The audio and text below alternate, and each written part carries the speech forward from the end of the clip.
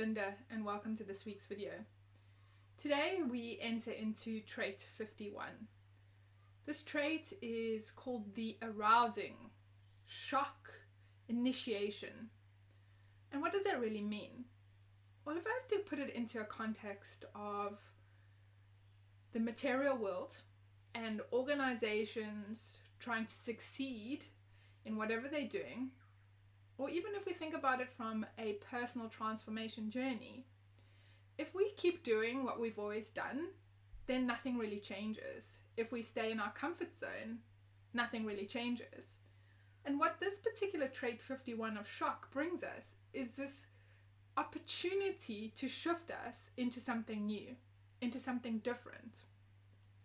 Now, when we think of the word competitiveness, we may have negative associations with that or positive associations with that. Competitiveness within oneself, to stretch oneself out of your comfort zone into a new place, is essential for personal growth. And the same is true for an organizational success.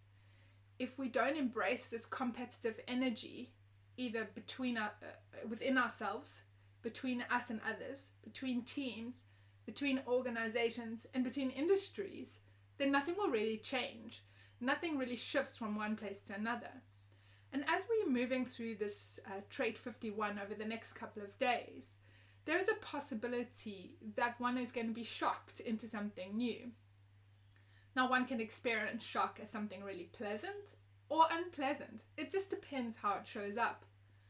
And what I want to bring in here is, in order for us to shift out of our comfort zones, it's almost like we need to really have more courage, more resilience in order to do that. Because when we're in our comfort zone, it's kind of a safe space and we get used to doing things in a certain way and we get really comfortable and we just kind of plod along. But to move out of our comfort zone and take a risk to step into something new takes courage. And one could even say it has this quality of having a warrior spirit in order to shift from one place to another. And that's exactly what trait 51 brings. It brings us this opportunity to step into courage, step into our warrior spirit and create these shifts. Or in many cases, the shift might just come into your space because this shock is not necessarily a planned thing. It can just happen. Now, when we're talking about warrior energy or this courage or the spirit, if we are spending time contemplating, I don't really like the word shock, it's got this negative connotation for me, I'm kind of happy to stay where I am, we're not really embracing the full possibility of our energy.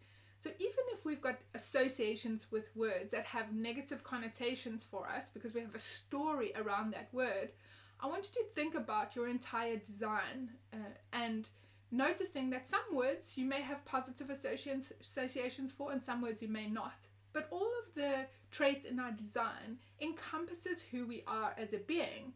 Whether we have a negative connotation to it or not, it's still who we are. In order for us to have the resilience and the courage necessary to shift, to move into something new and different, we need to embrace all aspects of ourselves. We need to encompass all of our energy. Otherwise, we're going to enter into these things with this kind of watered down or turned down level of our full capacity. Now, if you're in an organization, you would understand that there is competitiveness in the market. And if one doesn't embrace this competitiveness, you really do get left behind. And competitiveness can be extremely healthy.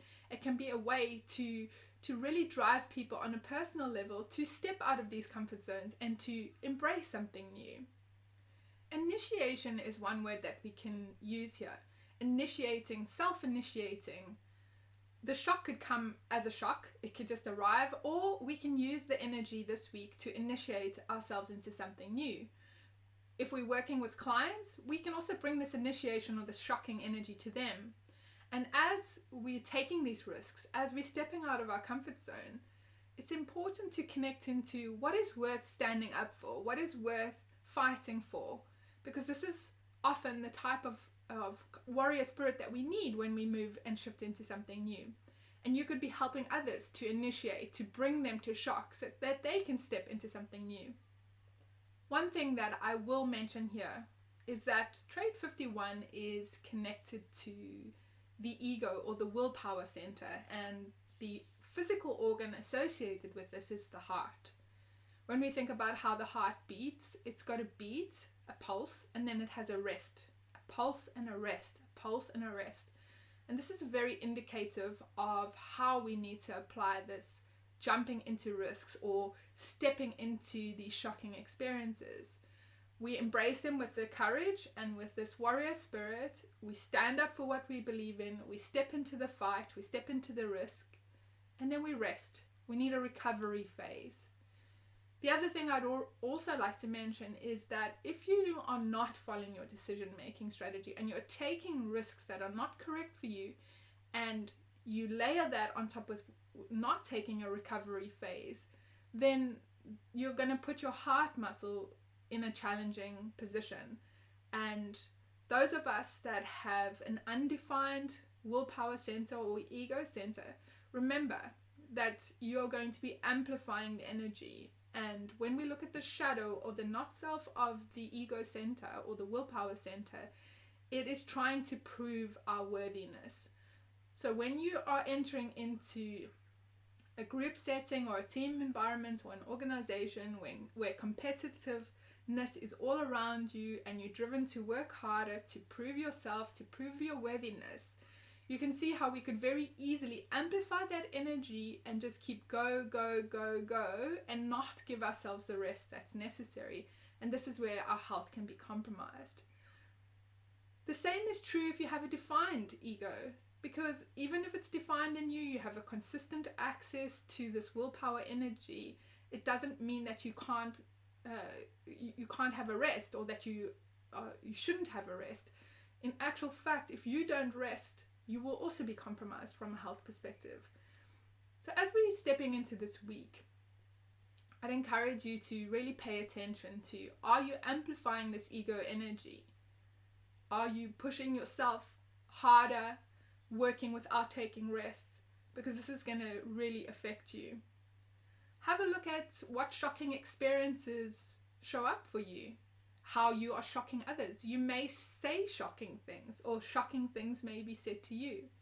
Who are you initiating into new things? Where are you initiating yourself? How is this competitiveness showing up? Is it a competitiveness within yourself?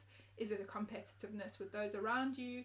Does it have a healthy and correct feeling to it? Or does it feel like you're amplifying energy and you're just caught up in the collective energy that's around? All of these things are important to pay attention to.